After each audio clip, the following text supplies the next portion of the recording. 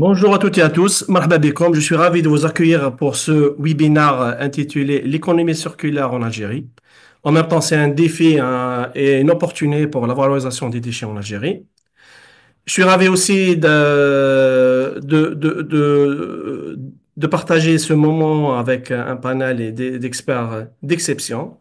معنا le docteur Marouf Hafida, chef département génie civil et travaux publics, spécialiste en matériaux innovants et durables.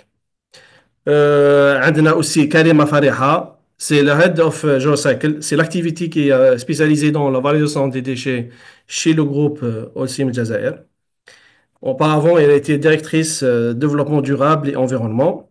Et pour finir, عندنا معنا l'expert, vous le connaissez tous, Nassim Zini, enseignant, agrégé d'économie de l'Université Aix-Marseille, chef d'entreprise et conférencier spécialisé dans les questions économie climatique. Bon, je vous laisse tout à l'heure, chacun de vous présenter rapidement si j'ai raté un détail de votre CV. Bon, pour commencer, on va prendre 45 minutes pour présenter. Et ensuite, on prendra le temps de faire le débat et de répondre sur vos interrogations et questions. Vous avez la possibilité de poser vos questions en ligne et on prendra le moment pour y répondre. Bon, pour commencer, sans trop tarder, je laisse la parole à Nazim. Nazim Mahbabé, qui est toujours un plaisir de t'avoir parmi nous.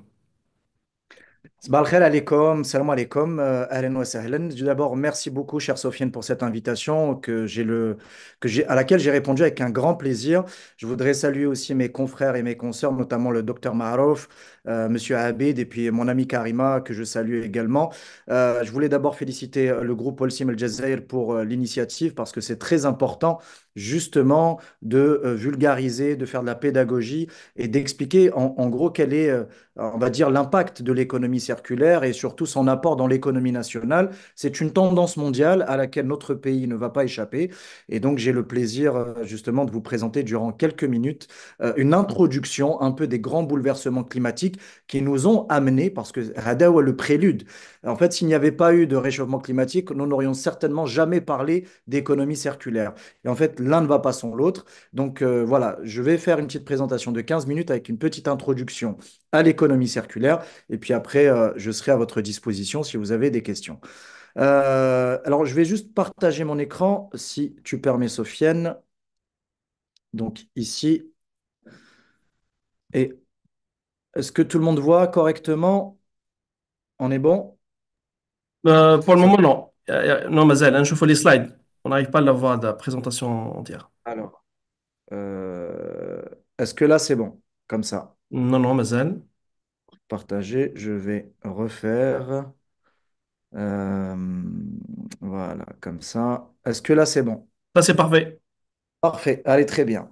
Alors, donc, comme l'a dit notre amie Sofiane, donc je suis enseignant agrégé d'économie, donc j'interviens sur le pôle universitaire Aix-Marseille et également j'interviens en Algérie, notamment auprès de l'ESA, et je me suis spécialisé depuis maintenant quelques années dans ce qu'on appelle l'économie climatique, c'est-à-dire l'étude de l'impact économique des bouleversements climatiques. Et vous allez voir qu'on est en train de vivre peut-être l'un des plus grands défis du XXIe siècle, surtout pour l'humanité et vous allez comprendre pourquoi. Alors, tout d'abord, je me suis posé la question, et puis je vous la pose aussi à vous, de savoir quel est selon vous le plus grand défi de l'humanité. Même si je viens d'y répondre, beaucoup parlent de crise financière, certains vont parler d'inflation, d'autres vont vous parler de crise économique, certains vont même évoquer l'intelligence artificielle.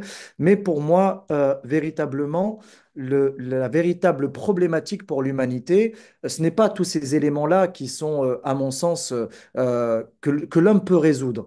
Mais c'est plutôt, est-ce que vous pensez que nous sommes prêts à faire face justement à des tempêtes, à des inondations, également à des grosses coulées de boue, à des bouleversements climatiques qui impactent l'ensemble de la planète, mais aussi à des incendies ravageurs, à des canicules, etc. En fait, l'humanité semble totalement démunie face à ces bouleversements climatiques qui sont androgènes, anthropiques, c'est-à-dire qui ont été quelque part exacerbés et accélérés par l'homme et par l'activité humaine. Et c'est pour ça que je le dis toujours que le plus grand défi de le siècle, c'est évidemment le dérèglement climatique. Et vous allez voir que l'année 2023 et également 2024 est une année pas comme les autres. Notamment, vous voyez actuellement là cette photo qui a été prise, qui est une photo réelle. Elle n'a pas été générée par l'intelligence artificielle. C'est des incendies ravageurs en Californie qui ont détruit près de 5 millions d'hectares. Vous avez également, vous vous souvenez, ça s'est passé il y a quelques semaines à Valence, en Espagne, avec notamment cette tempête qui a ravagé l'ensemble de la ville de Valence et tout le sud de Valence. Et puis également, même en Algérie, puisqu'il y a eu plusieurs alertes de BMS, donc des bulletins météo, notamment à Soukahra, Soum le Bouakhi, Khenchela, Batna, Biskra, Msila, Djelfa, Tiaret, Larwat et le Bayed, donc qui ont été des zones impactées justement par une très forte pluviométrie et qui a causé de véritables dégâts matériels. Et puis cette tempête Daniel, comme vous le voyez là, c'est une photo satellite. Donc on est là face à, on va dire, au premier ouragan en Méditerranée. Je ne sais pas si vous arrivez à reconnaître la carte, Hadi. Donc là, on a fait le Bahr al-Abyad al-Mutawassat, donc la mer Méditerranée, où vous avez Malte qui est complètement couverte par cette tempête, et puis l'ensemble des côtes libyennes et une partie de la Tunisie. Et d'ailleurs, ça a causé des dégâts incroyables et inconsidérables, notamment en pertes humaines et pertes matérielles. Et puis surtout, l'Algérie est aussi concernée, puisque vous le voyez là de manière tangible, on dénombre 32 catastrophes, notamment en 2023, contre seulement 10 en moyenne par an dans les années 90. Donc vous voyez qu'il y a une multiplication par 3 des catastrophes naturelles qui impactent l'Algérie. Et surtout, nous avons aujourd'hui des preuves scientifiques, il y a une corrélation entre le dérèglement climatique et cette hausse des catastrophes naturelles.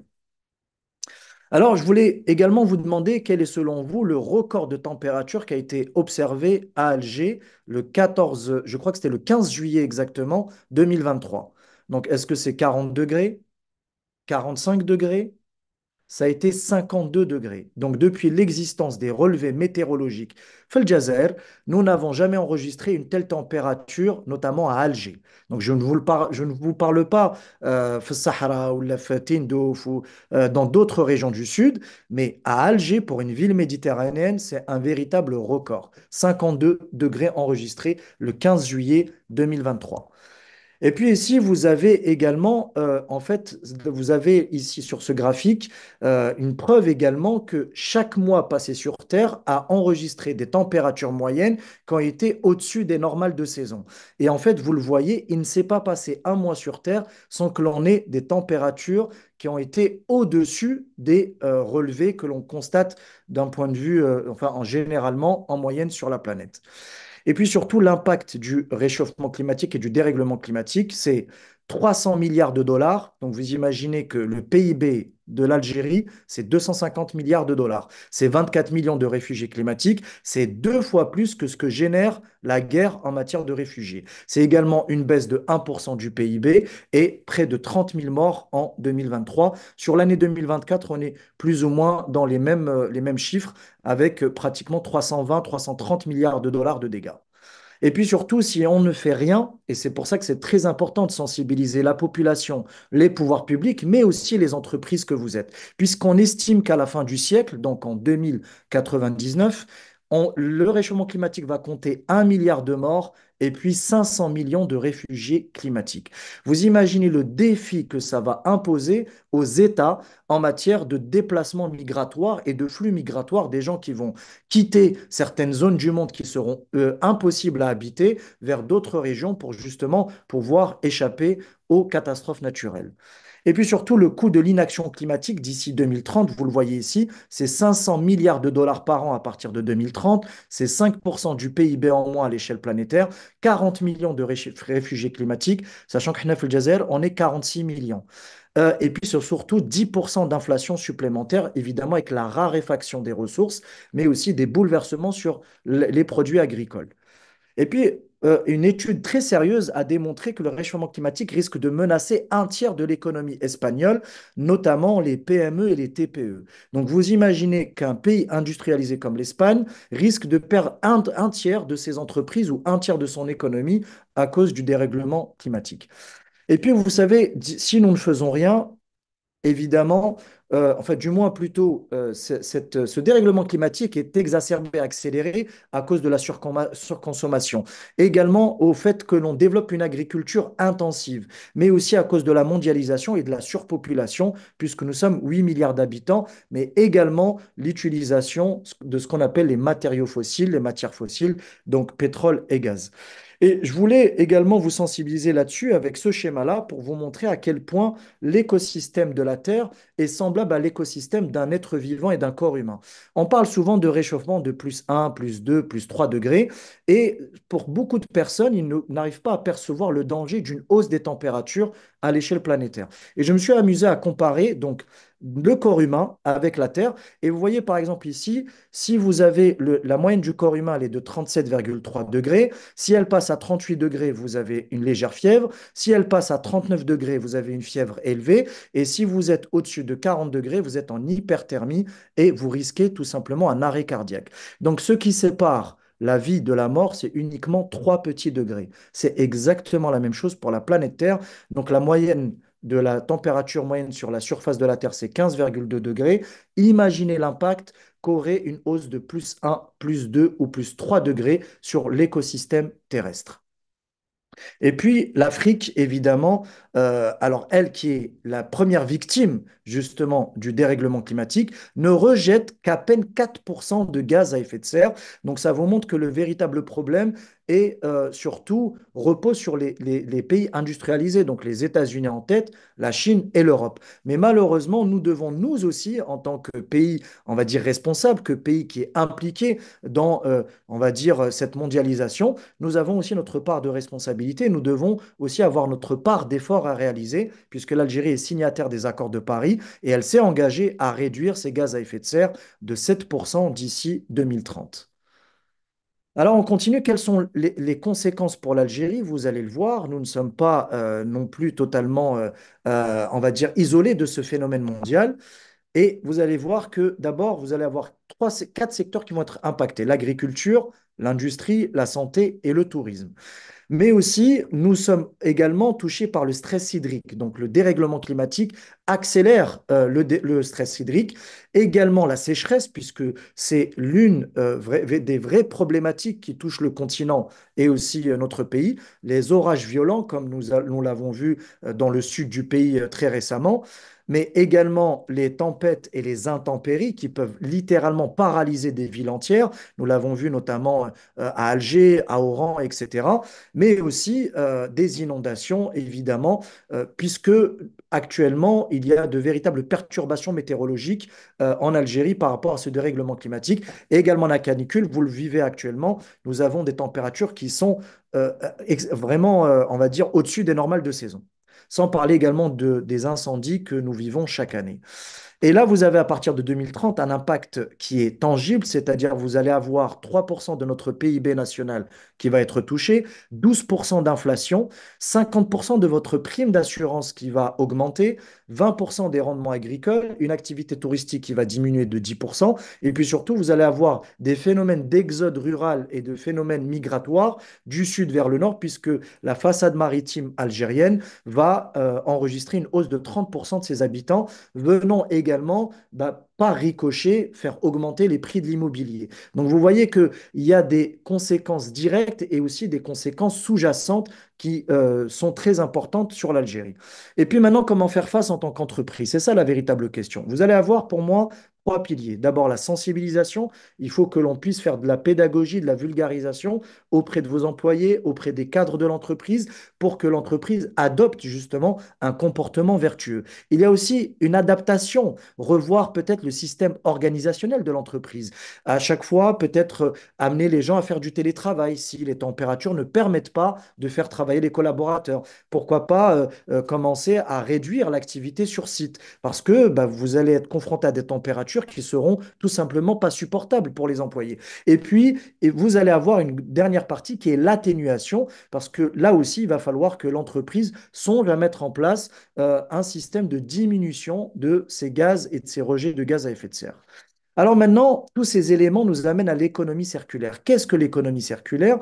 Vous allez le voir. D'abord, l'objectif, c'est de limiter la consommation des ressources non renouvelables. Déjà, lorsqu'on conçoit un produit, que ce soit un sac de ciment, que ce soit un produit fini, il y a ce qu'on appelle l'éco-conception. C'est-à-dire que l'industriel, quand il va fabriquer un objet, a déjà réfléchi en amont à une deuxième vie de ce produit. Donc, soit en réutilisant des matériaux, soit également en proposant la possibilité de réparation ou d'une nouvelle vie de ce produit. Et surtout, il y a tout un écosystème qui fonctionne autour de l'économie circulaire, notamment avec les particuliers, les entreprises, les fournisseurs, les pouvoirs publics, etc., etc. Et également, ce qui est très important de noter dans l'économie circulaire, c'est qu'à la base, elle est faite aussi pour le bien de l'entreprise, parce qu'elle permet de diminuer les ressources, elle permet de s'inscrire dans un projet de RSE, et surtout, c'est au-delà de l'image de marque, parce que moi, je ne veux pas qu'on parle de greenwashing, il y a un vrai sujet économique et sociologique, j'allais dire, sur notamment l'économie circulaire. Et surtout, l'économie circulaire, elle s'oppose à l'économie linéaire qui, elle, en fait, ne met pas en place des structures, on va dire, de transformation, de recyclage, etc. Donc, c'est pour ça que c'est très important. On est dans des modèles économiques actuellement où on parle d'économie circulaire plutôt que d'économie linéaire. Surtout, ce qui est très important, c'est que l'économie circulaire ne date pas d'aujourd'hui. Donc, ça fait maintenant pratiquement un siècle qu'on parle d'économie circulaire. Mais aujourd'hui, les entreprises mettent en place des choses pour véritablement en faire un business model à part entière pour le bien des employés, des entreprises, mais aussi des clients. Alors, je voulais vous montrer cette statistique qui est pour moi frappante, qui vous montre un peu comment le monde a évolué de 1950 à 2020. Vous voyez que la population mondiale a été multipliée par 3, notre consommation d'eau a été multipliée par 4, notre consommation d'énergie multipliée par 5, la consommation de matières premières multipliée par 6, et puis la consommation des produits de la mer multipliée par 8.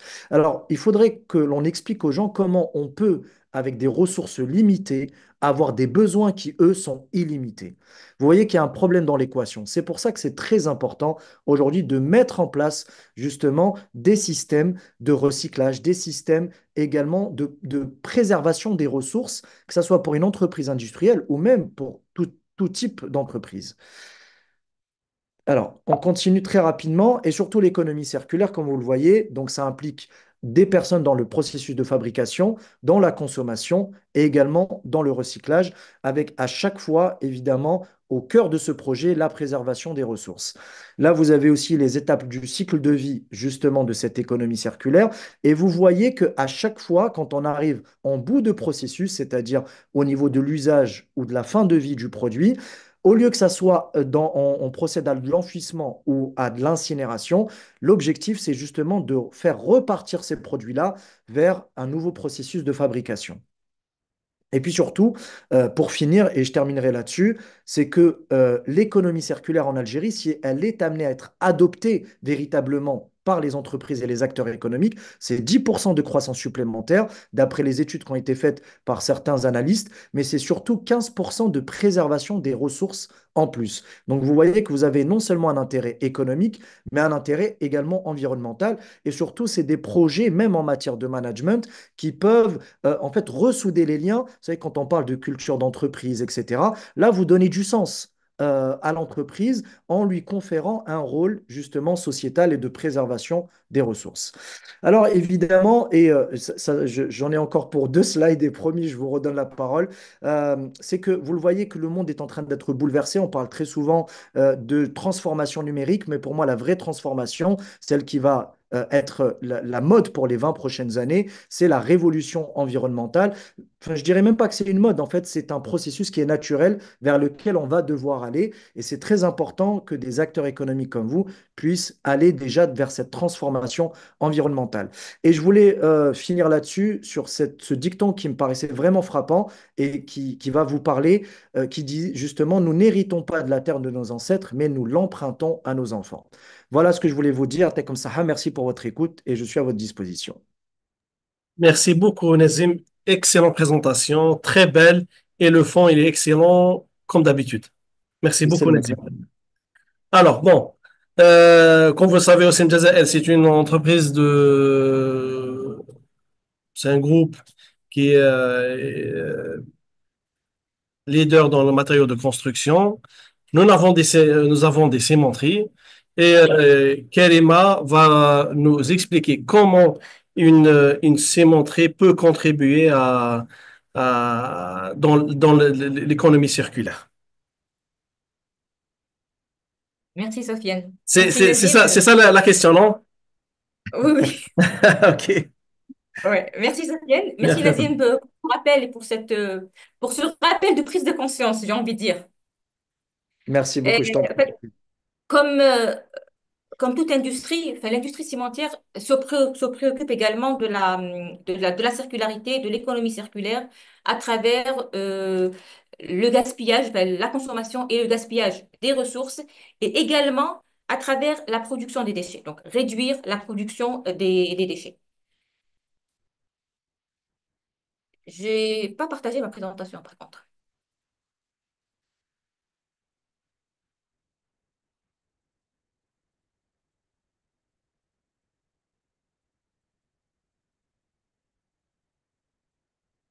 C'est bon, vous voyez mes slides, Sofiane? Sofiane? C'est parfait, Karima. Merci. OK. Je vais pas répéter ça va être difficile de répéter après Nazim, mais juste un petit rappel, enfin, historiquement et traditionnellement, effectivement, l'économie était linéaire. Même si cette linéarité de l'économie permettait une rapidité ou une hausse de production qui peut-être la circularité ne la donne pas de la même manière. Mais parallèlement à cette rapidité de production, l'économie linéaire permet, accélérait l'épuisement de ressources, détruisait les écosystèmes et impactait de manière très forte l'environnement et la perturbation climatique. Aujourd'hui, nous devons et nous n'avons pas un autre choix que de passer à une économie circulaire, à une circularité des ressources, même si cela doit nous obliger à repenser nos modes de fonctionnement. Quand je dis le mode de fonctionnement, c'est les modes de fonctionnement, enfin, nos modes de fonctionnement au quotidien, les modes de fonctionnement des entreprises et des industriels, parce que cela nous permettrait de lutter contre le gaspillage des ressources, comme je l'avais dit, de réduire notre impact environnemental et surtout de pérenniser notre activité économique. Et c'est ce que, enfin, essaye ou du moins réfléchit, on a une réflexion dans ce sens au niveau du groupe Holcim, donc à l'international et Holcim le Jazaïr particulièrement. Donc nous avons mis en place une stratégie de développement durable, une feuille de route qui repose principalement sur quatre piliers, qui sont la réduction de l'empreinte environnementale ou de l'impact climatique, la préservation des ressources hydriques et de la biodiversité, le développement des personnes et des communautés, mais surtout, et ce qui est au cœur de cette stratégie, c'est l'économie circulaire. C'est comment valoriser, comment réduire ou comment réutiliser des ressources alternatives comme substitut à des ressources naturelles non renouvelables. Cela se fait à travers enfin, une ambition très très forte du groupe qui se trace un objectif de valoriser 80 millions de tonnes à l'échelle mondiale d'ici 2026. Et nous, en Algérie, nous avons l'ambition également d'y contribuer à hauteur de plus de 500 000 tonnes de matières recyclées. Ce qui veut dire des milliers de matières ou des milliers de produits naturels non renouvelables qui seront préservés. Préservés enfin, pour la nature, pour les écosystèmes, mais aussi préservés pour les générations futures. Enfin, ça répond au dicton au dernier dicton que tu as mis en place, que tu as affiché, Nazim. Parce que oui, effectivement, parce que c'est ce que nous consommons pas aujourd'hui, et ben, c'est ce qui reste, ce qui restera pour nos enfants de, demain. Cela se fait à travers une activité qui est dédiée, donc cette valorisation ou ce recyclage de de résidus ou de déchets se fait à travers une activité qui est GeoCycle. Donc GeoCycle, c'est une activité à part entière, c'est des équipes, c'est des personnes ou des chercheurs qui travaillent à longueur de journée pour réfléchir comment nous pouvons substituer, comment nous pouvons transformer des résidus, des déchets en substitut à des matières naturelles. Donc, c'est une approche de circularité claire et nette. Donc, c'est une approche deux en un. Pourquoi? Parce que nous allons produire du ciment. Enfin, nous continuons à produire du ciment parce que nous avons besoin de ciment pour le développement. Mais en même temps, nous allons offrir un traitement thermique pour la destruction complète des déchets et pour la valorisation, ce que ce soit en matière ou en énergie. Bien évidemment, sans qu'il y ait de résidus, avec zéro déchet. Ça veut dire que nous n'aurons pas besoin d'avoir des volumes de cendres ou de déchets à mettre en décharge ou à mettre dans des centres d'enfouissement. Donc, l'idée, c'est réellement une circularité complète de traitement et de valorisation de résidus qui sont des résidus d'industries diverses dans l'industrie cimentière. Je vous donnerai quelques exemples plus tard. Ce coprocessing ou cette activité de geocycle, de valorisation de déchets dans les fours de ciment, enfin, est une approche qui n'est pas récente, c'est une approche qui n'est pas inconnue ou ignorée, c'est une approche reconnue par des instances internationales, reconnue par la Convention de Bâle, qui régit le transport transfrontalier des déchets, reconnue par la Convention de Stockholm, par les Nations Unies, par des études de la GIZ, et également en Algérie. Donc, c'est une activité qui est régie par une réglementation bien spécifique et rigoureuse de l'administration algérienne. Donc, elle est assujettie à des autorisations, à des arrêtés pour pouvoir être exercée sous le contrôle de l'administration environnementale. Également, la première priorité, j'ai envie de dire, de l'activité est clairement la sécurité, donc des personnes et des installations. Son exigence première et fondamentale est bien sûr la qualité. Donc, la qualité, le contrôle qualité tout le long du processus, mais surtout la qualité du produit fini. Parce que, encore une fois, le produit fini, c'est le ciment. C'est le ciment que nous produisons et que nous mettons à disposition de nos clients sur le marché. Et bien évidemment, la préoccupation première aussi de l'activité, c'est l'empreinte environnementale positive. Donc, c'est une activité qui est et qui veille à ce que on n'ait aucun impact environnemental négatif, voire supplémentaire à la production ou à l'empreinte environnementale de la production du ciment avec ou sans l'introduction de résidus de substitution. Donc, en fait, ce sont quatre leviers sur lesquels enfin, l'activité veille et se fait qu'à travers le respect de ces quatre leviers.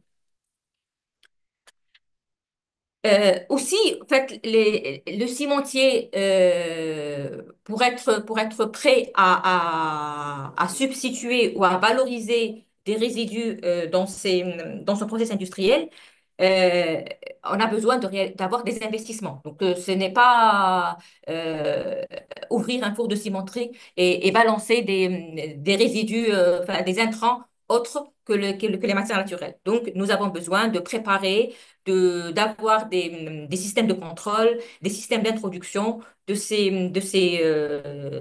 nouveaux intrants dans l'industrie cimentière. Et en Algérie, nous avons réalisé des investissements à hauteur de plusieurs millions de dollars et de plusieurs milliards de dinars algériens pour pouvoir introduire et pouvoir valoriser et avoir une économie circulaire au niveau de nos cimenteries. Nous avons des installations donc spécifiques, comme vous pouvez le voir, pour chaque type d'intrant, pour chaque type de déchet. Donc, ça va du liquide jusqu'au solide, en passant par les déchets pâteux et bien évidemment avec des systèmes de contrôle. Donc, il y a un laboratoire qui est équipé d'équipements donc dédiés à la valorisation des déchets dans les fours à ciment. Et c'est un laboratoire qui fait la qualification du déchet avant son introduction et la qualification du mix pour, comme je l'avais dit déjà, être sûr du contrôle de la qualité du produit fini. Les installations que vous voyez sur la slide, donc c'est des installations qui sont au niveau, certains sont au niveau de notre cimenterie à au gaz et également dans les cimenteries de Msila et de Biskra, dont les activités démarreront, euh, j'espère bien, à partir de l'année prochaine.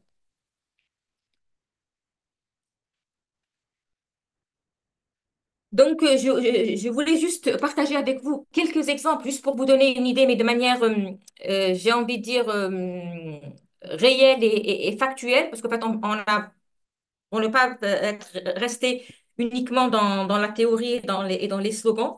Nous avons réellement traité et valorisé des centaines de milliers de tonnes et on en est fiers.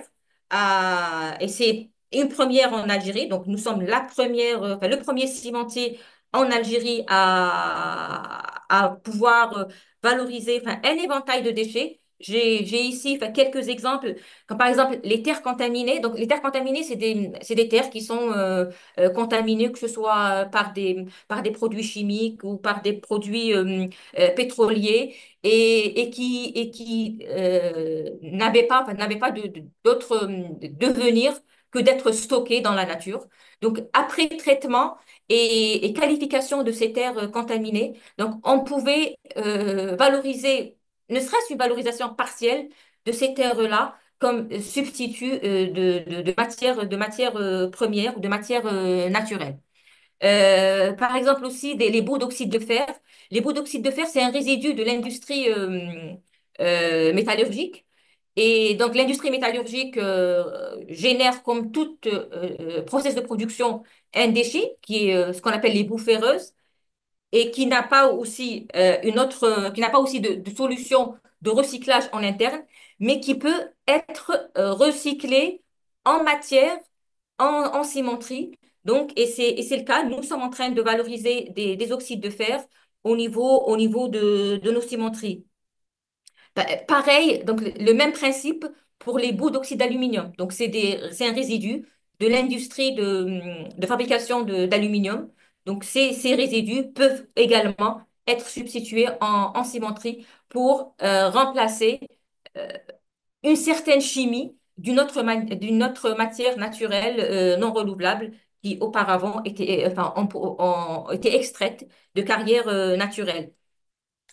Nous avons également les écumes des écumes de sucre. Alors là, c'est des résidus du raffinage de sucre. Donc, le raffinage du sucre ou les industries de sucre génèrent en fait, comme de la chaux, mais qui est polluée par d'autres intrants donc, que nous prenons chez nous nous pré-traitons, nous nettoyons, pour qu'elle soit recyclée en matière. Pareil, par exemple, pour les résidus de l'industrie des hydrocarbures, tout ce qui est bout de forage, bout de fond de bac, et aussi les produits pharmaceutiques périmés. Donc, ce sont des produits qui serviraient à substituer même une partie, j'ai envie de dire infime, même si c'est 0,1%, c'est 0,5%, même si c'est 1% de la consommation d'énergie. C'est un petit pourcentage de consommation d'énergie ou de gaz naturel qui peut être économisé. Et donc, ces résidus-là sont des substituts énergie. Donc, on a parlé de substituts matière. Donc, on peut avoir aussi des produits qui peuvent remplacer remplacer, oui, l'énergie que nous utilisons. Et comme vous le savez, enfin, en Algérie, enfin, nos industries tournent à 100% gaz naturel. Les bouts de steppe. Les bouts de steppe, qui est aussi une problématique, j'ai envie de dire, enfin, nationale et même mondiale.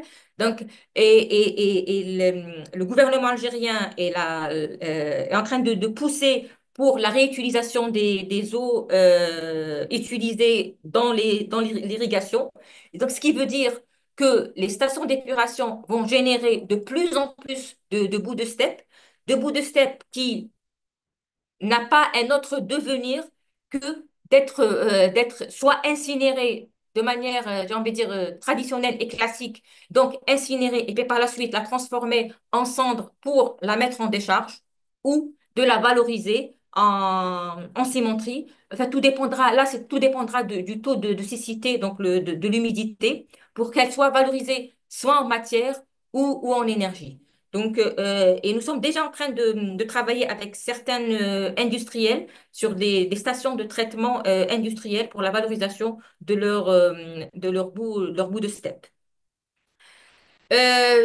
Par exemple, les bases de barrage. Ben, j'ai gardé les bases de barrage exprès en dernier parce que il y a pas, je pourrais pas parler peut-être mieux que Dr Marouf sur le sujet.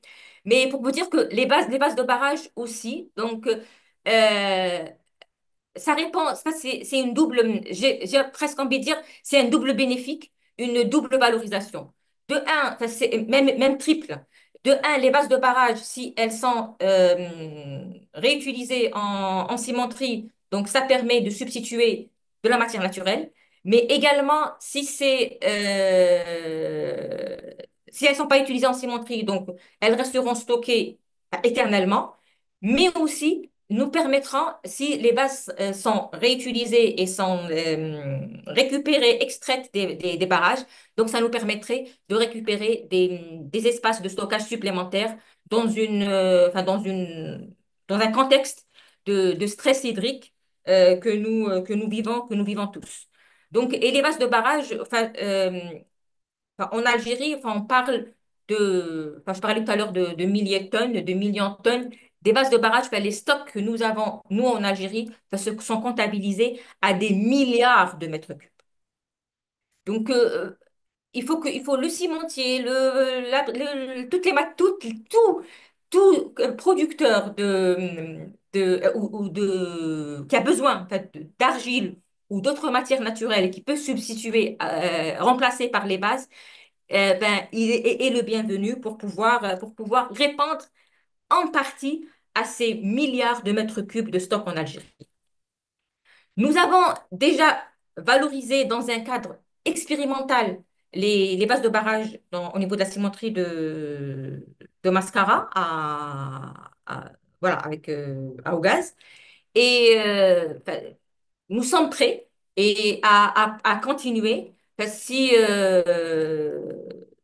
la réglementation le permet, et si on arrive à pérenniser, ben, nous sommes prêts aussi à continuer et à réduire notre consommation parce que pour nous, les bases de barrage pourraient substituer en partie à l'argile et ce sera une manière pour nous de réduire notre consommation d'argile. Donc, sur les bases de barrage, nous avons fait la phase expérimentale et nous souhaiterons passer à la phase opérationnelle euh, le plus rapidement possible.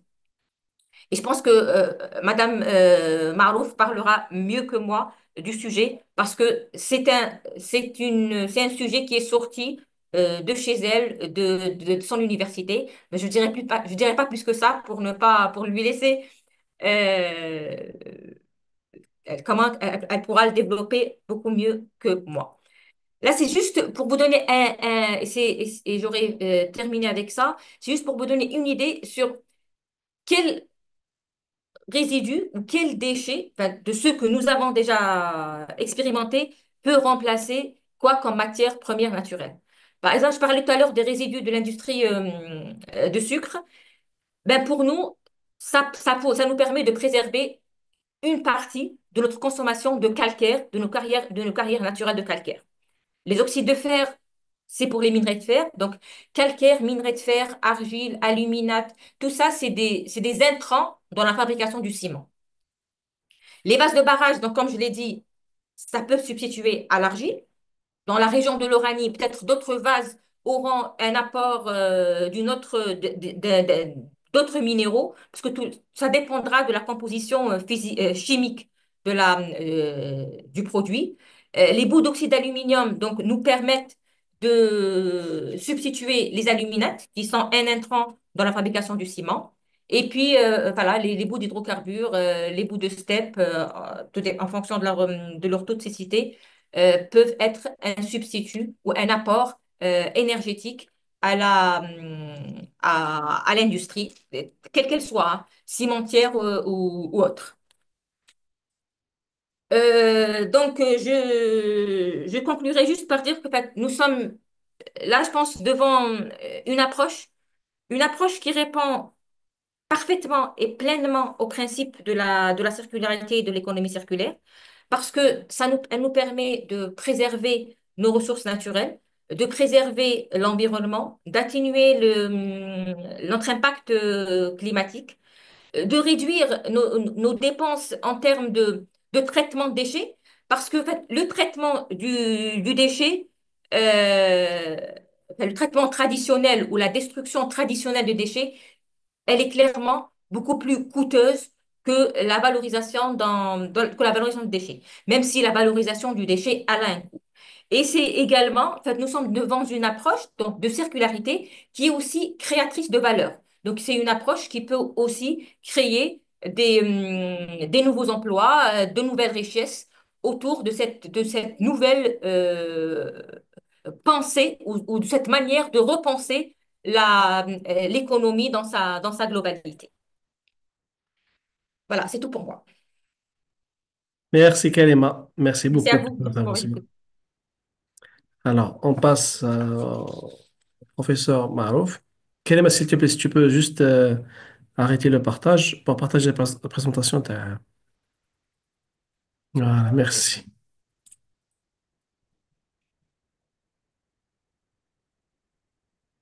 Voilà.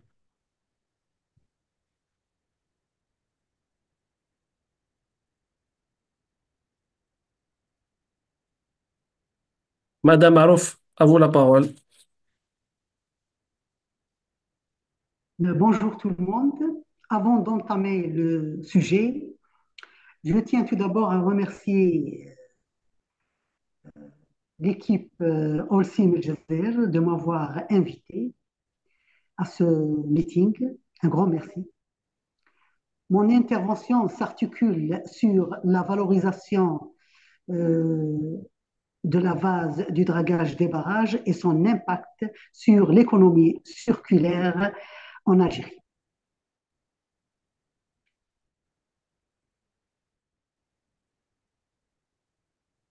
Vous pouvez changer de slide, s'il vous plaît.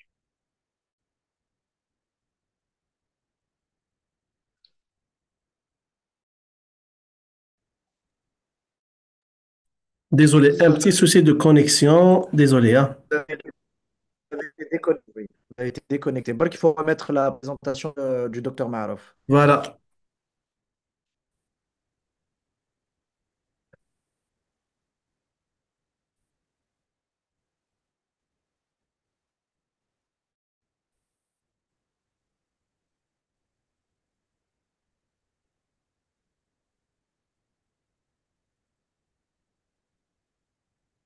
Ah, très bien.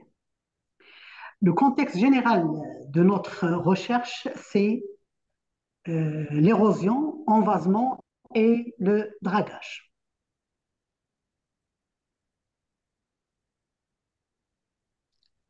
Oui, c'est clair maintenant. Oui, merci beaucoup. L'Algérie du Nord est caractérisée par un climat semi-aride. Les pluies sont souvent saisonnières et elles charrient de grandes quantités de matières solides en un temps relativement court, ce qui place l'Algérie au sommet de cette courbe. Dans la deuxième figure, nous remarquons que les rivières de l'Afrique du Nord présentent de grandes variations de l'érosion spécifique, ce qui rend très aléatoire la prédiction de l'érosion.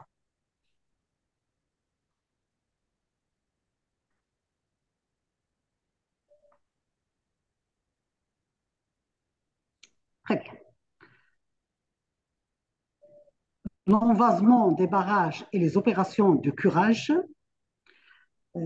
À noter que suite à cette érosion, les barrages s'envasent rapidement et perdent leur capacité de stockage de l'eau. L'exemple qu'on a, c'est le barrage de Bouhnifia. La figure représente la drague hydraulique qui se trouve au barrage de Bouhnifia. Depuis 2011 jusqu'à 2017, à peu près 11 millions de mètres cubes dragués et jetés à l'air libre dans des bassins de décantation avoisinant du barrage. Le barrage de Fulgoug aussi, c'est un barrage qui est presque 100% envasé. La figure, c'est l'un des bassins de décantation à des surfaces, grandes surfaces, des hectares. L'exploitation de cette matière est une solution préconisée pour la lutte contre la dégradation de l'environnement. À peu près 8 bassins de décantation qui se trouvent tout à côté du barrage de Bouhnifia.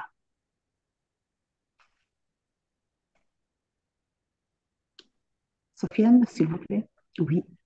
L'impact direct, c'est assurer un volume de stockage d'eau des barrages existants, garantir une irrigation des terres agricoles dans les régions des barrages, protéger l'environnement avoisinant des barrages, appliquer des recherches scientifiques approfondies pour l'exploitation de la base issue du barrage, du dragage.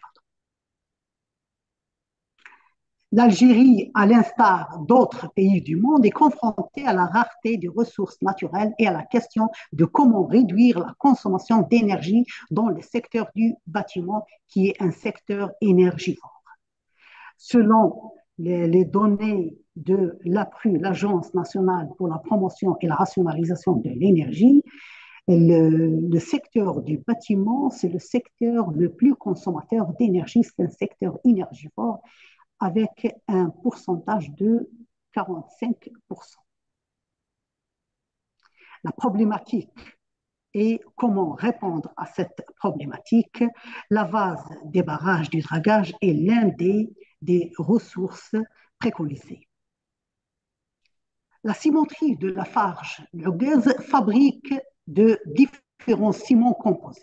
La cimenterie compte renforcer en ses ressources naturelles face à une consommation très élevée en énergie pour fabriquer des ciments avec des pourcentages élevés en clinker. Un autre point,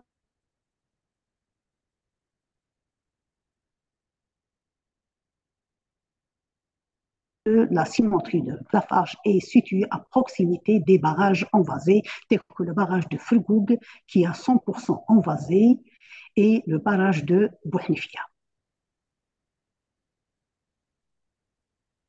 Une convention a été signée entre l'équipe OLCIM et l'université de Ain Timoujent et la tutelle de l'ANBT, l'Agence nationale des barrages et de transfert en 2021, qui nous a aidé et qui nous a facilité à passer à la concrétisation de ce produit-là.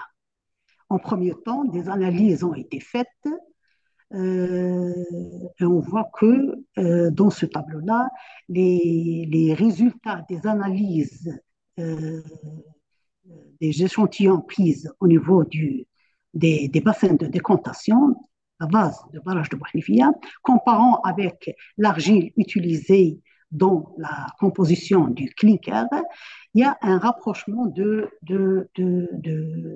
pourcentage tenant compte de la silice, l'alumine, l'oxyde de fer et la chaux.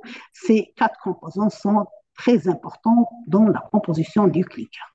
On voit un rapprochement dans la composition, ce qui nous a encouragé et a encouragé Lafarge pour concrétiser et utiliser et réutiliser pardon, cette argile ou cette matière qui est en abondance pour l'utiliser dans la composition du clinker. Et franchement, ils l'ont utilisé dans la substitution d'argile et a donné de très, très bons résultats. Je pense le même, il y a un slide oui, ces résultats justifient et concrétisent notre travail.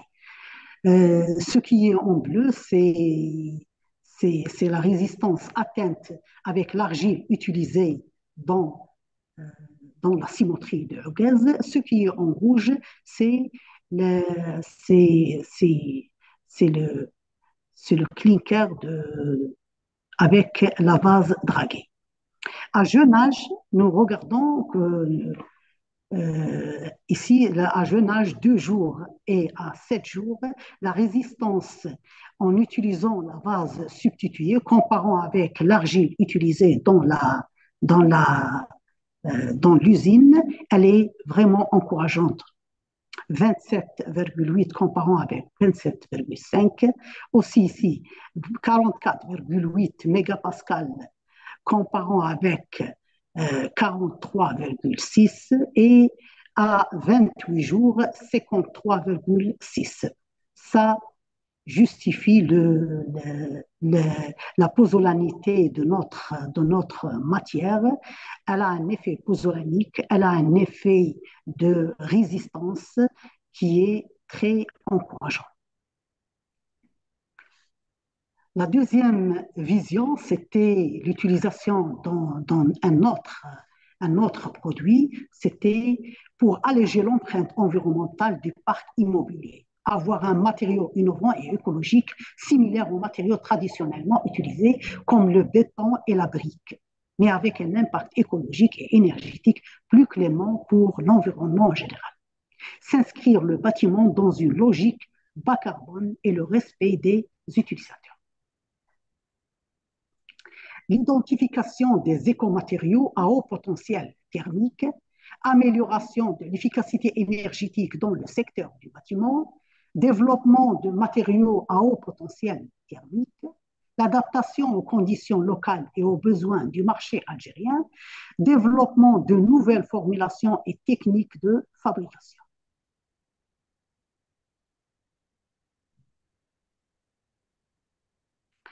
La deuxième convention signée a été avec l'APRU, l'Agence pour la promotion et la rationalisation d'énergie, dans le cadre du projet PNR 2022. Le projet de recherche scientifique intitulé Promotion des matériaux biosourcés à fort potentiel thermique destinés à l'efficacité énergétique dans le secteur du bâtiment en Algérie.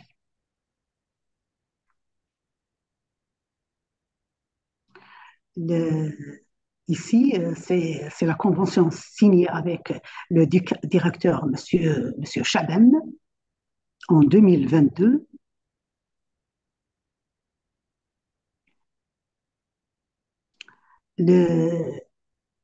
le travail, il a abouti à concrétiser le- la formulation d'un béton autoclassant, le BAP. Le BAP, on a substitué la vase, la vase draguée au ciment et on a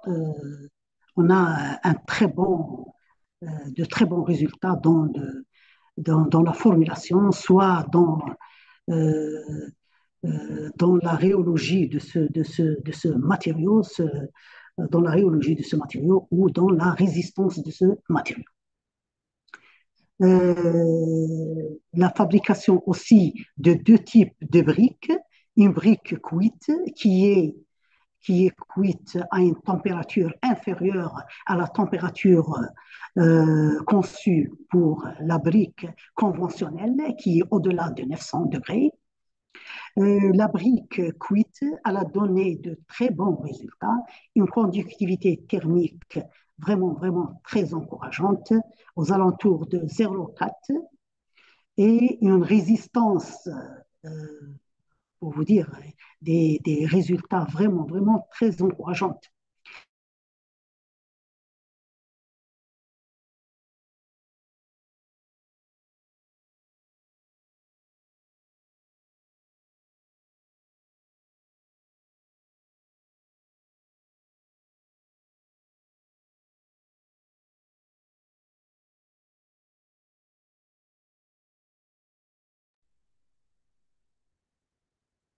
Aussi, c'est une brique nouvelle, une brique encourageante, une brique qui a euh, beaucoup euh, de potentiel. En conclusion, les barrages de l'Ouest, en particulier celui de Bouhnifia et de Fulgou, qui sont à proximité de Holcim el Jazeera, sont des infrastructures de stockage de ressources hydriques d'une nécessité cruciale pour le développement de l'agriculture en général et l'approvisionnement de la population en eau potable de la région due au faible taux d'arrosage annuel en pluviométrie. Le devenir économique de notre pays et le bien vivre de sa population passe inévitablement par la prise en charge réelle des opérations de curage et la récupération à bon escient des vases dragués. Merci beaucoup. Je Merci termine beaucoup. le proverbe, il faut absolument développer une économie circulaire et s'y mettre tout de suite pour une économie satisfaisante. Merci beaucoup. Merci à vous. Merci beaucoup, Madame Arouf. Atek Saha pour la présentation. Très clair. Barakallahu fik. Alors, sans trop tarder, on passe on va passer à la session questions-réponses. Euh, alors, j'ai une question qui m'a été posée en avant. Alors, je lis la question. Alors, la valeur des déchets est-elle équivalente à celle de la matière première? Karima, est-ce que tu peux répondre à cette question, s'il te plaît? Oui, volontiers. En fait, la valeur des déchets n'est pas intrinsèquement équivalente à une matière première, j'ai envie de C'est dire quoi le noble, vocabulaire? vierge, Ah, mais peut varier considérablement. Cette valeur, elle peut varier considérablement sur il y a plusieurs facteurs. D'abord, tout dépendra du type du déchet et le niveau du traitement. Donc, si c'est parce qu'un déchet brut est généralement un déchet qui a une valeur faible et qui nécessite un traitement, comme je l'avais dit au préalable, une préparation, un nettoyage, des ajouts pour qu'il se rapproche chimiquement de la matière première noble. Euh, donc, la valeur du déchet, enfin, dans l'absolu, en fait, c'est pas à une égalité directe, j'ai envie de dire, le déchet a besoin d'être préparé pour pouvoir être au même niveau qu'une matière première. Donc, intrinsèquement, non. Mais oui, si on lui donne le temps et les ressources nécessaires pour le préparer. Donc, en fait, la valeur du déchet dépend du potentiel de transformation, dépend de la circularité si elle est bien structurée, et sa valeur peut augmenter significativement si le traitement, le pré-traitement est bien fait. Merci, Ah, Karima. Juste une autre question en ligne. Karima, est-ce que le périmètre GeoCycle inclut les gravats des déchets de construction? Et la sécurité du béton lui-même fait elle, partie du périmètre. Absolument. Absolument, les déchets des matériaux de construction peuvent et font déjà partie des streams, enfin, des axes de valorisation par Geocycle, par l'industrie cimentière. D'ailleurs, ce qu'on appelle chez nous les CDM, les Construction Demolition Materials. Et en Algérie, nous avons déjà commencé un premier pilote. Pour un premier temps, non pas avec les déchets des matériaux de construction, enfin les déchets de démolition, parce que enfin, nous, il faut préparer toute la logistique et toute la chaîne derrière de collecte des déchets de démolition. Le pilote que nous avons réalisé et que nous avons l'ambition de le pérenniser et avec les résidus des centrales à béton, donc ce qu'on appelle les concrete slurry. Donc les retours béton et les déchets des centrales à béton qui se retrouvent en décharge euh, peuvent être valorisés en cimenterie. Et nous avons déjà fait le pilote dont les résultats sont très satisfaisants à Augaz. Et nous ambitionnons de le pérenniser pour un premier temps dans l'Oranie, donc avec les centrales à béton de la région enfin de l'Ouest, et pourquoi pas par la suite autour des autres cimenteries. Merci. On enchaîne directement avec une autre question. Alors, est-ce que le dispositif GeoCycle est adossé sur un référentiel international de développement durable ou programme RSE ou des normes ISO? Ben, la réponse est oui. C'est un dispositif qui est structuré sur le référentiel internationaux des objectifs des ODD, des objectifs de développement durable. D'ailleurs, on peut retrouver dans la démarche de GeoCycle enfin, trois ODD. Le 12, qui est la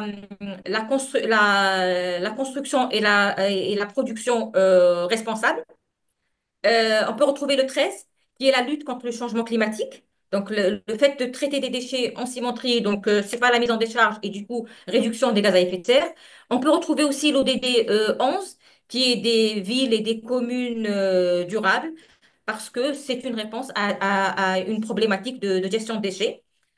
En termes qu'est-ce qu'on peut retrouver comme démarche RSE, ben, je pense que déjà, le fait de créer une circularité et de créer une économie circulaire, donc c'est une manière aussi de créer de la valeur pour les communautés locales autour de nos sites.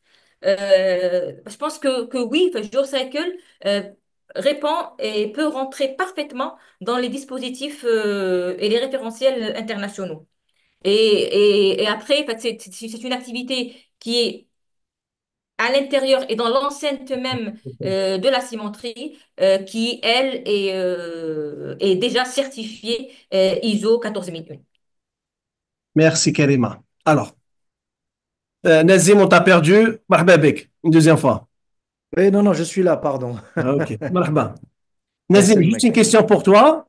La Oui. première, alors, la question dit Nazim, en plus de l'adaptation et l'atténuation, est-ce que tu intègres dans tes projections le coût de rémédiation et régénération? Alors oui, bien sûr, puisque en fait, ce qu'il faut savoir, c'est que le coût de remédiation et de régénération environnementale, en fait, ce sont les coûts cachés en lien avec l'impact du réchauffement climatique. Donc, il y a plusieurs méthodes. On peut parler de la méthode d'évaluation contingente, la méthode d'évaluation de transfert des bénéfices, également de fonction de production. Et effectivement, c'est quelque chose qui est très important à prendre en compte. En fait, on voit uniquement, quand on calcule le coût de l'impact du réchauffement climatique, les coûts visibles et les coûts directs. Sauf que M. Ali Harbi, qui a posé une excellente question, vous avez d'autres coûts sous-jacents. Et ça, c'est très important. En fait, il y a fait le haq, Sofiane, si tu me permets, c'est que nous sommes malheureusement dans notre pays encore éloignés de cette conscience environnementale. Quand je dis nous sommes éloignés, c'est-à-dire que dans l'espace public, aujourd'hui, les gens ont d'autres priorités que celles de l'environnement ou du climat. C'est-à-dire que c'est logique, quand on est un pays qui aspire au développement, ben, on est sur des questions de logement, des questions d'emploi, des questions de mobilité, des questions également de penser aux études pour les enfants, etc.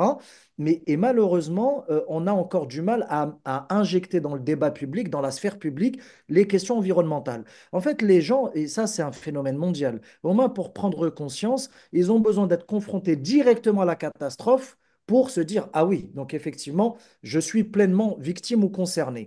Pareil pour les entreprises. Je pense que les entreprises aujourd'hui, face à la concurrence, face également à des problématiques de management, face aussi à l'intelligence artificielle, à la transformation numérique, n'ont pas encore toutes intégré comme le fait Holcim. D'ailleurs, c'est pour ça que je salue les efforts qui sont faits par le groupe et c'est pour ça que j'ai accepté aussi de participer parce que je crois et je suis convaincu que ce que fait le groupe, vraiment c'est des choses très intéressantes qui peuvent être déployées à d'autres structures industrielles.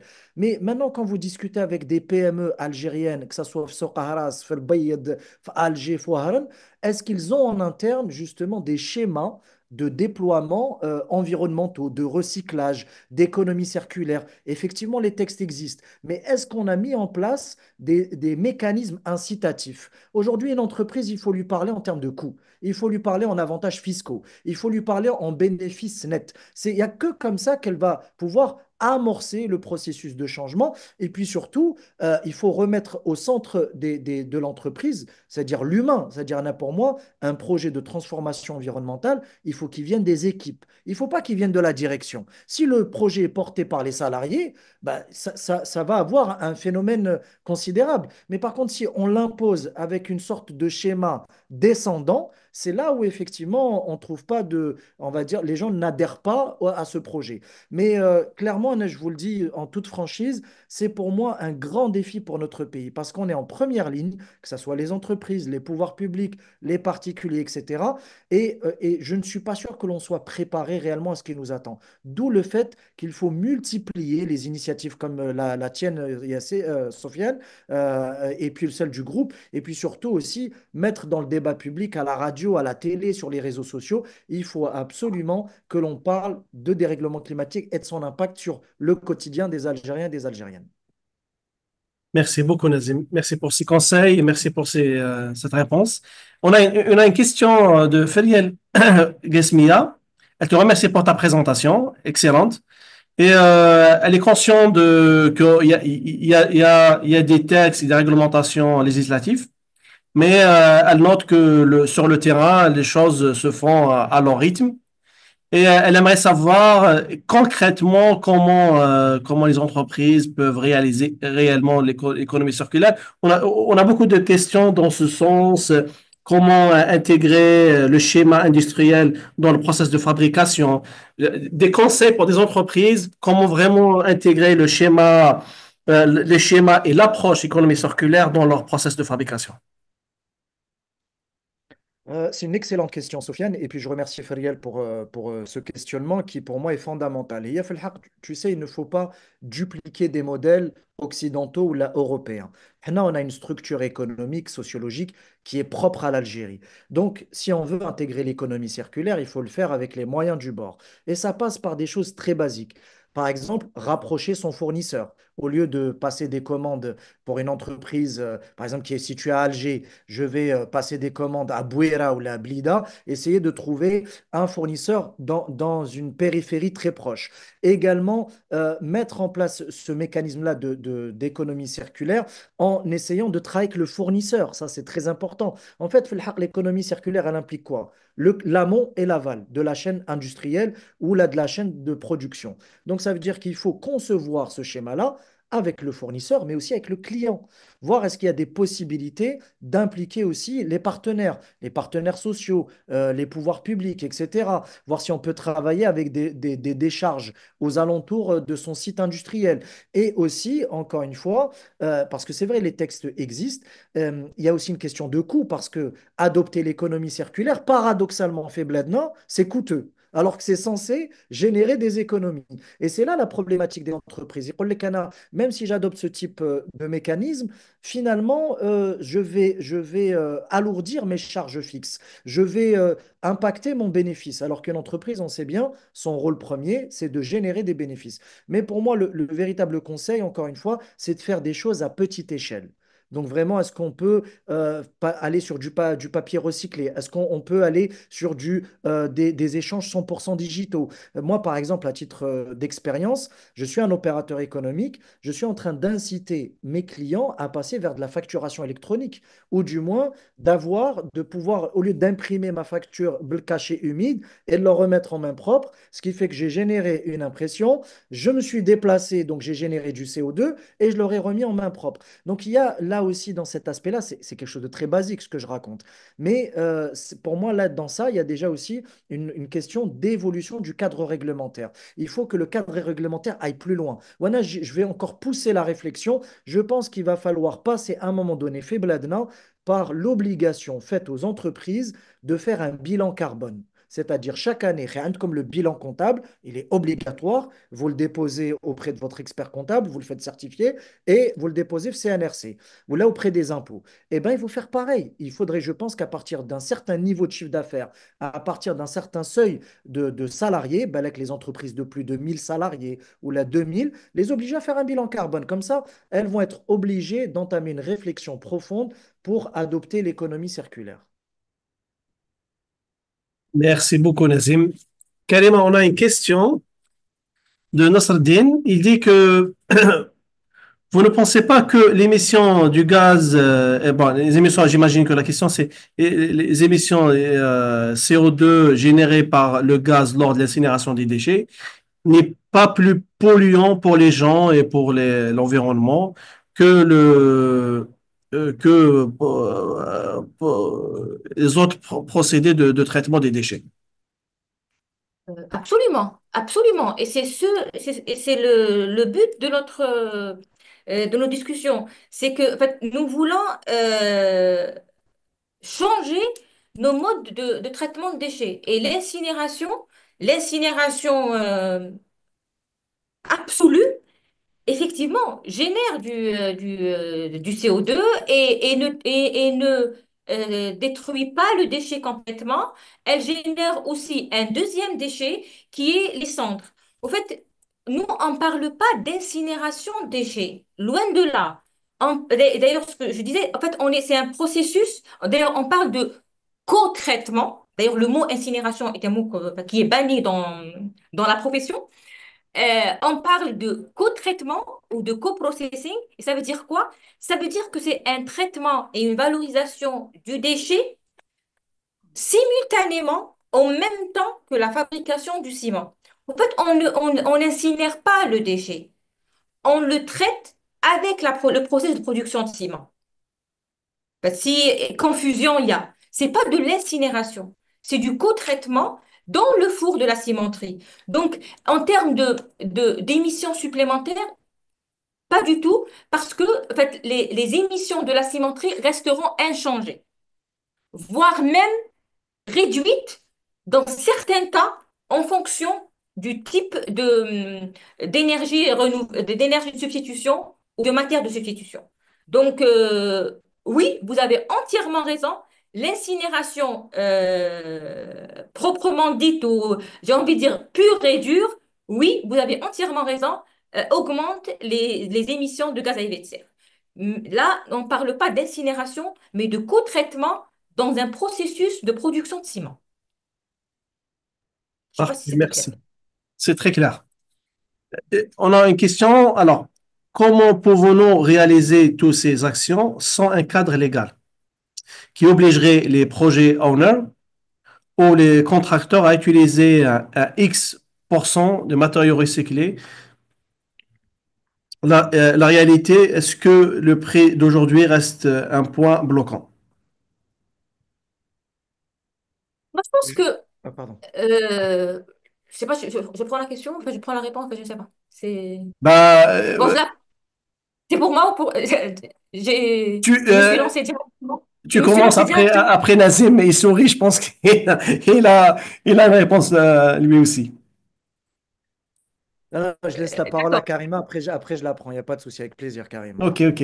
Merci. Merci. En fait, moi, je pense que inévitablement, on va y arriver à une obligation du législateur ou de la réglementation à passer un certain pourcentage de produits de recyclage ou de matières de substitution.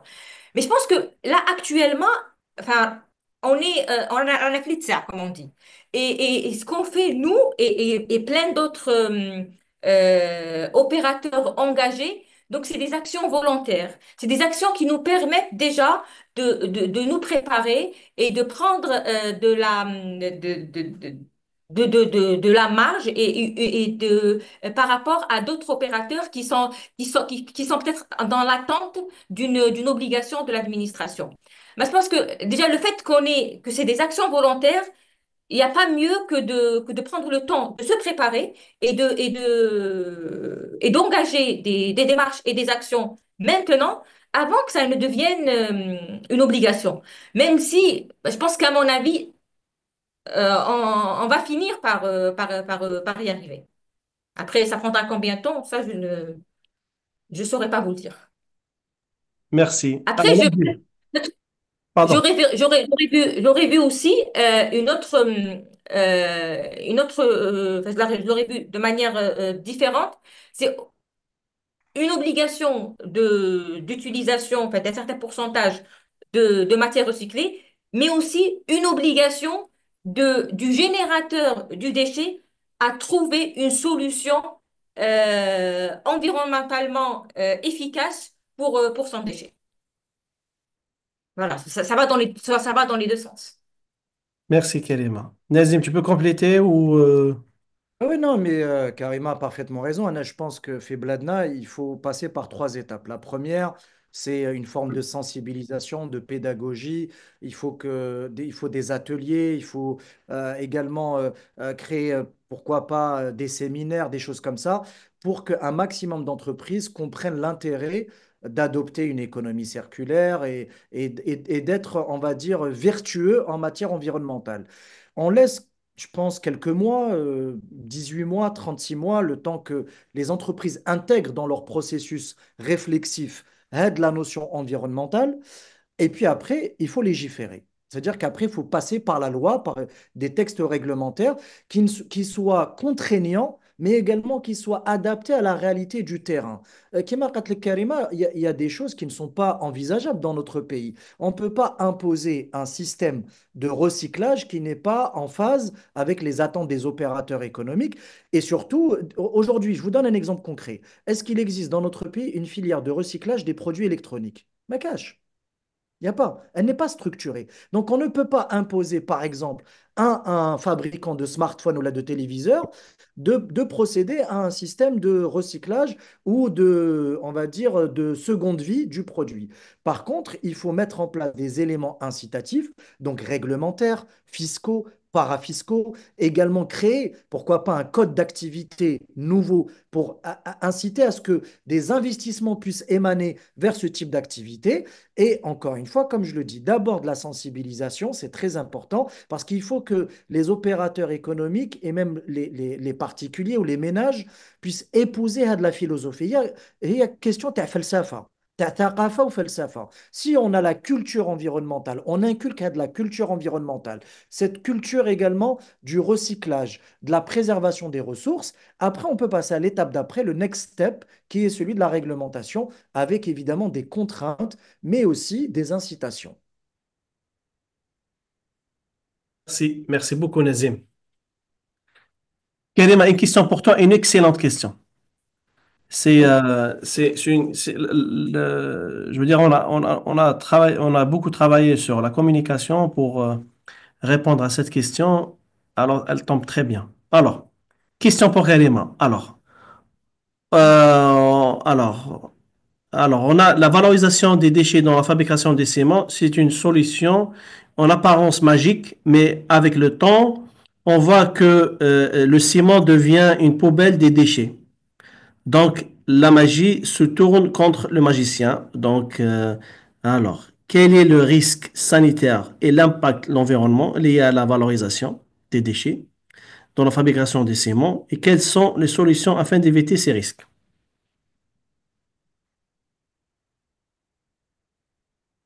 Elle est هذه excellente, question cette واعرة. question. Je la trouve excellente.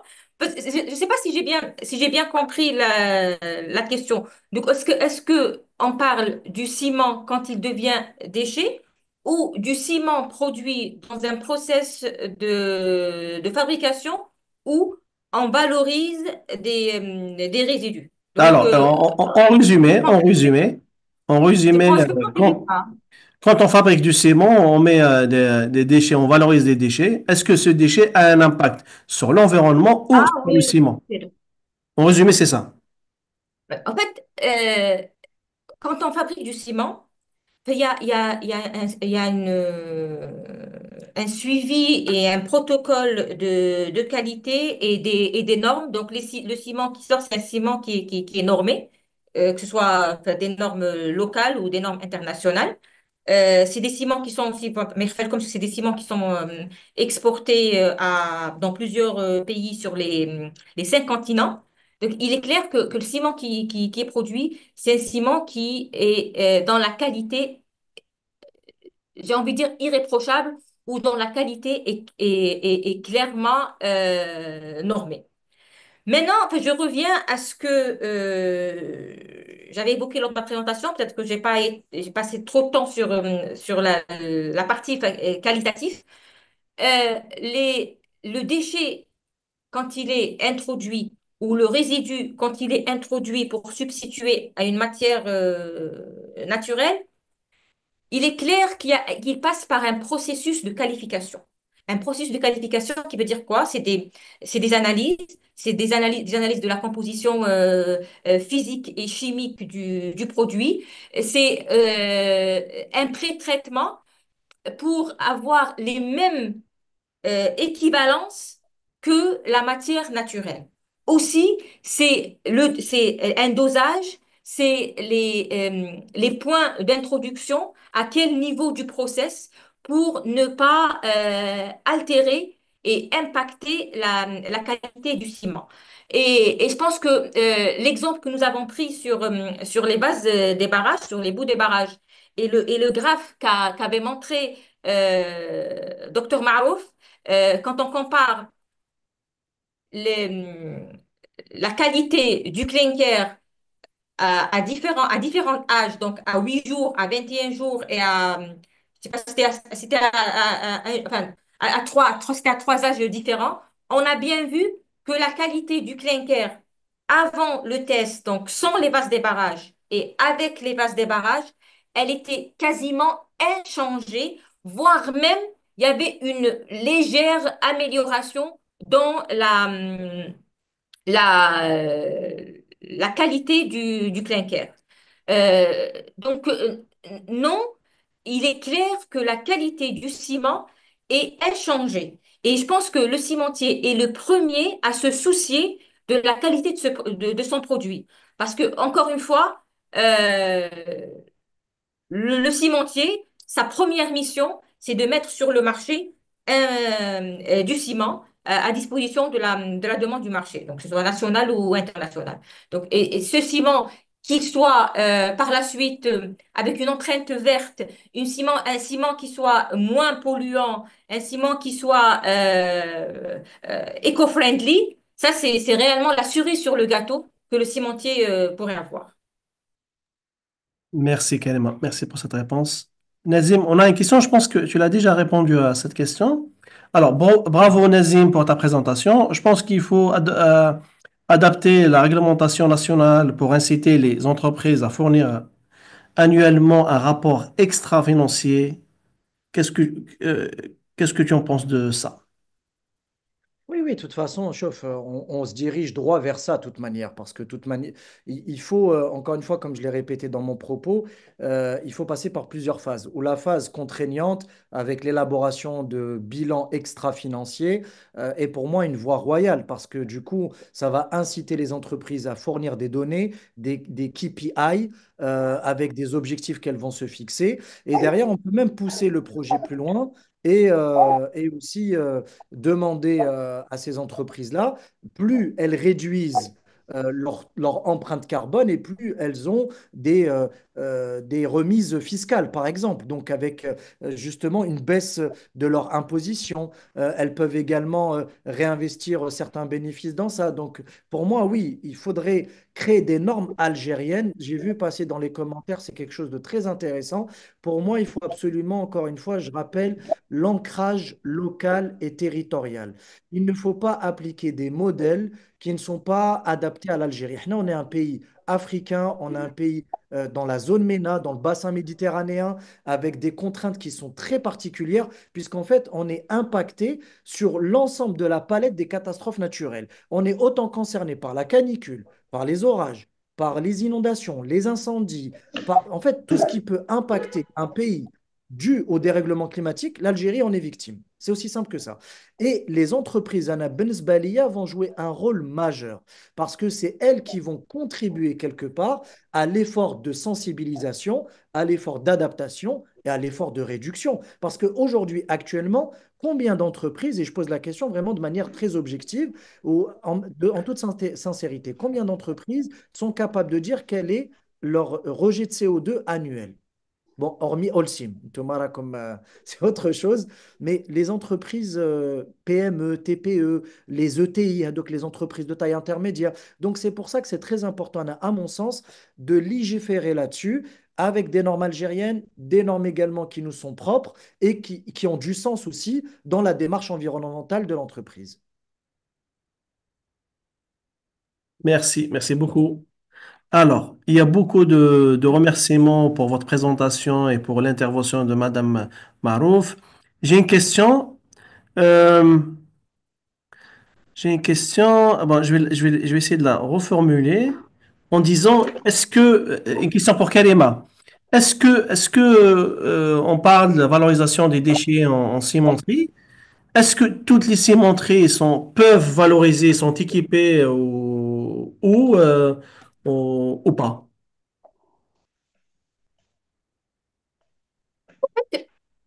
Toutes les cimenteries dans l'absolu ne sont pas encore équipées ou ne sont pas encore capables de valoriser les déchets de manière systématique. C'est-à-dire la cimenterie telle qu'elle a été conçue au préalable, elle n'a pas encore la capacité, ou pas toutes les cimenteries n'ont pas la capacité d'intégrer des déchets dans le processus de production. Parce que ça dépendra de facteurs enfin, techniques, économiques et réglementaires et aussi d'expertise de savoir-faire. Parce que la valorisation des déchets nécessite, comme je l'avais expliqué au préalable, des investissements nécessaires pour la qualification du déchet, pour la préparation du déchet et pour l'introduction du déchet. Tout ça, c'est des investissements euh, additionnel à la cimenterie en elle-même. Même si j'ai envie de dire, le plus gros morceau qui est le process cimentier, qui est le four de la cimenterie, existe déjà. Et il est le même pour toutes les cimenteries, même si certains sont plus modernes que d'autres. Il y a aussi le cadre réglementaire. Comme je l'ai expliqué aussi, c'est une activité qui est réglementée, qui est assujettie à des autorisations, à des permis, à des arrêtés interministériels. Donc, il faut faire les études nécessaires, les études d'impact sur l'environnement, les études de danger, les études de qualité, les soumettre à l'administration, attendre un retour de l'administration, des examens, des contrôles, des visites, pour avoir le permis, l'arrêté d'exploitation de co-traitement de déchets en cimenterie. Donc là aussi, c'est quelque chose que la cimenterie doit préparer, doit avoir pour exercer l'activité. Après, il y a l'expertise. Parce que en fait, la mise en œuvre de la valorisation des déchets dans une cimenterie nécessite quand même des connaissances et un savoir-faire spécifique qui garantirait la qualité du produit. Enfin, on a eu une question, la personne se posait la question sur la qualité du produit. Donc, il faut avoir les connaissances et l'expertise nécessaires pour ne pas impacter la qualité du produit. Et aussi avoir l'expertise pour rester justement et respecter les normes et du produit et les normes environnementales. En fait, nous, en Algérie, enfin, nous avons enfin, on bénéficie de l'expertise internationale du groupe aussi. Et je pense que c'est quelque chose sur laquelle nous devons peut-être bâtir des échanges d'expérience. Et nous sommes prêts à faire des échanges d'expérience et partager nos best practices avec d'autres cimentiers en Algérie volontiers. Merci, Karima. Bon, on est dans les temps, on a dépensé d'1 minute. Juste une dernière question, pour toi et pour Madame Marouf. Alors, il y a une question de Sabrine. Alors, est-ce que vous avez touché à l'axe de l'aquaculture? C'est une question large. L'aquaculture. L'aquaculture. Je ne sais pas, est-ce que vous avez une réponse ou pas? Qu'est-ce qu'elle veut dire par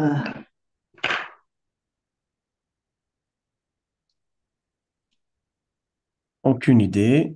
La question, oui. elle est posée comme ça. Est-ce que vous avez touché à l'axe de l'aquaculture? Je pense dans votre recherche scientifique. Est-ce que, je sais pas, je devine la question. Pardon, est-ce que ça serait pas plutôt la question, il y a des boues qui seraient générées par l'aquaculture, des choses comme ça, ou Ça se est-ce que pourrait, vos hein? travaux de Ouais, ouais, recherche ouais. auraient pu toucher l'aquaculture, Balak Dr Marouf?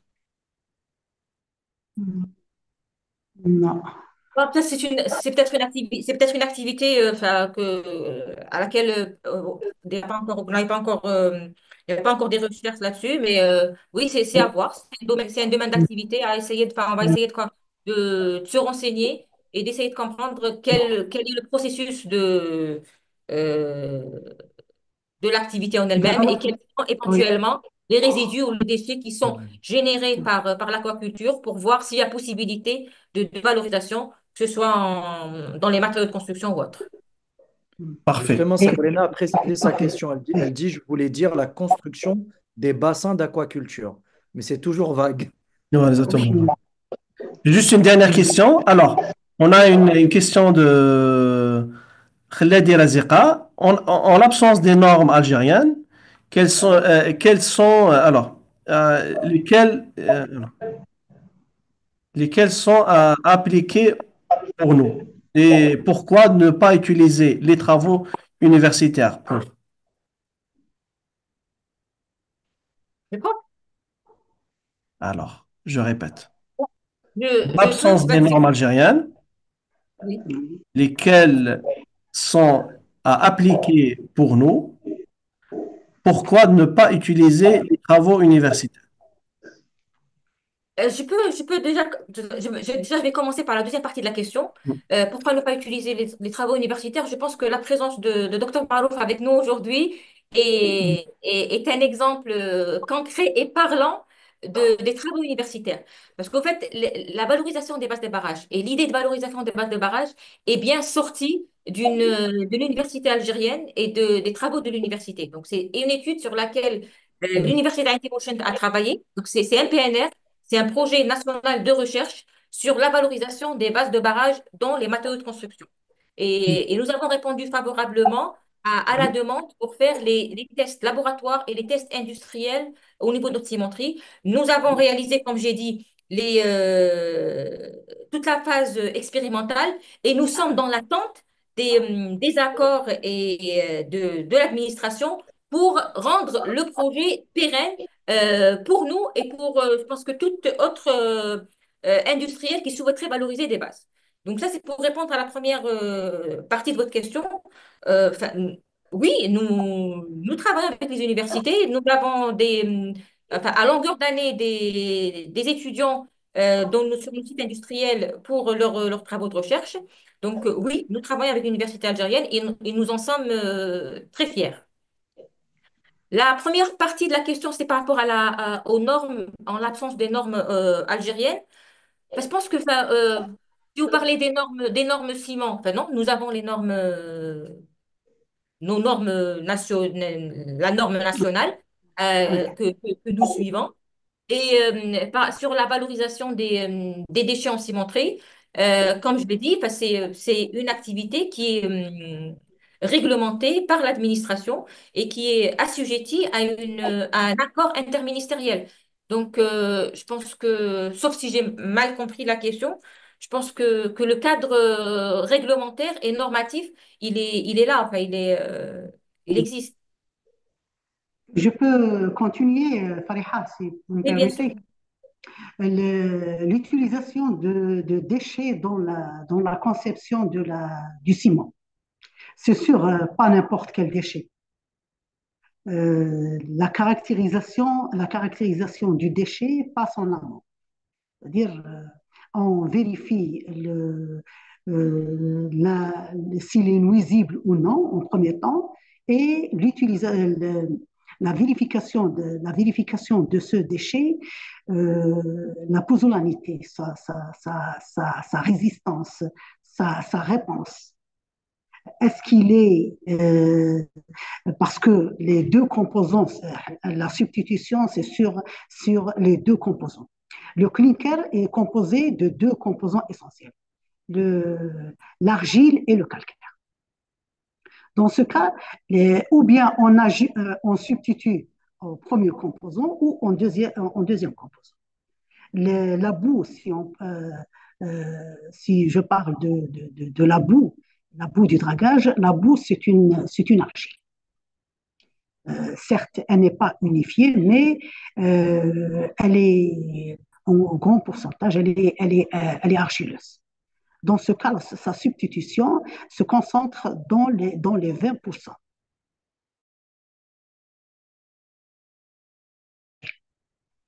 Mais toujours, euh, il faut que ce substituant doit répondre à la résistance.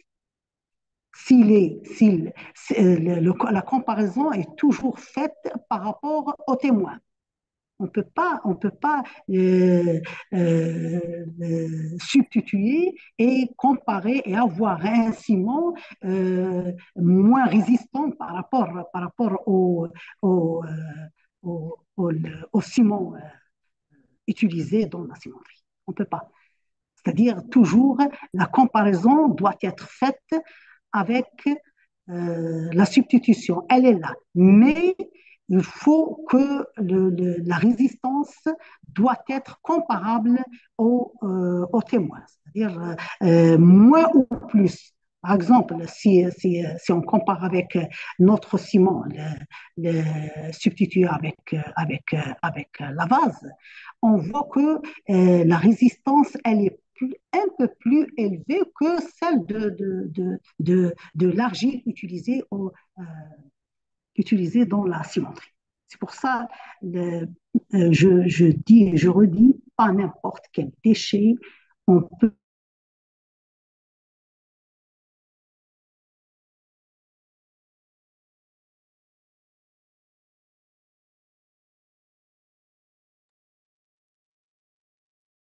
Je crois que Sofiane, elle a bugué, Madame Marouf, hein. Parce Exactement, que problème de connexion. problème de connexion. Bon, Juste si tu me permets, Sofiane, je voulais apporter une petite précision ouais. pour sensibiliser Tané, même les cimentiers et les entreprises en Algérie. Je ne sais pas si vous le saviez, mais les CBAM, donc c'est les nouvelles normes et les droits de douane imposés notamment aux entreprises qui exportent vers l'Union européenne, et vous allez avoir justement des taxes carbone de plus en plus élevées. Et du coup, donc les engrais chimiques, le phosphate et même le ciment sont concernés. Ça veut dire que même Hnaï, on est obligé quelque part d'entrer dans cette logique environnementale, ne serait-ce que pour gagner en compétitivité à l'international, surtout pour le marché européen, puisqu'à partir du 1er janvier 2026, il y aura des droits de douane pour surtaxer les produits à fort émission de gaz à effet de serre. Donc, Hna, on a une formidable opportunité, y compris commerciale, de faire ce qu'on appelle du dumping environnemental, c'est-à-dire en gros de nous positionner sur des marchés en ayant une empreinte carbone plus basse que ce que font par exemple les Américains, les Chinois, etc. Et ça nous permettrait de gagner des parts de marché, notamment dans l'Union européenne. Merci Nazim, merci pour cette touche positive à chaque fois. Yatek Saha. Alors, je pense qu'on est arrivé à la fin de ce webinaire, très intéressant avec plein de questions. Chacun de vous, on va vous envoyer un email en répondant à vos questions. On va repartager le webinaire pour que chacun va rediffuser pour le replay. Nous sommes là, nous sommes à votre disposition. Merci aux participants, merci aux intervenants, merci Karima, merci Madame Marouf, merci Nazim. Merci Si beaucoup. vous avez un mot de la fin, marhaba. Karima, Moi, Merci. juste pour rappel, Nazim tout à l'heure, elle a dit que le travail de la sensibilisation, sachant que Madame Marouf nous a contactés lors d'un webinaire, la même chose qu'aujourd'hui, en 2022. On a fait le webinaire et on a eu la chance de la voir et d'échanger avec elle. Voilà. Pour juste dire que chaque initiative est importante pour sensibiliser, informer les gens. Et voilà. Et ensemble, on pourra changer et, comme l'a dit Nazim, faire face aux nouvelles normes et aux changements climatiques. Merci beaucoup à tous. oui, merci beaucoup. Merci. Et Merci. à comme ça. Merci. À bientôt pour un Comme autre ça. vidéo. Merci. Merci beaucoup. Au Merci, revoir. Madame Merci à Maro. vous, comme ça, merci. Au revoir. Oui, merci Merci aux beaucoup. participants. Karima.